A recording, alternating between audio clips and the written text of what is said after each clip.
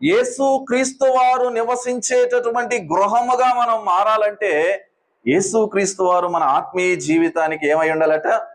పునాదిగా. He will become a foundation stone for our spiritual life. మన యొక్క ఆత్మీయ జీవితానికి, మన ఆత్మీయ జీవితము కట్టబడడానికి ఆయన పునాదిగా ఉన్నాడు. హల్లెలూయా. ఎలా ఉన్నాడమ్మా? పునాది రాయి. ఇందాక మనం చదువుకున్నటువంటి పేతురు రాసినటువంటి మొదటి పత్రిక 2వ అధ్యాయంలో మనం చదువుకున్నాము, ఇల్లు కట్టువారు నిషేధించిన రాయి మూలకు తలరాయి. యేసుక్రీస్తు వారు పునాది మాత్రమే కాదు, ఆయన మూలకు తలరాయి. దేనికి? ఈ ఇంటికి కాదు. ఏ ఇంటికి?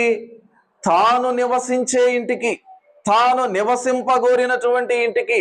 దేవుడు 70 లేక 80 లేక 90 సంవత్సరాల వయసు కాలం మనకి ఇచ్చాడు కదా.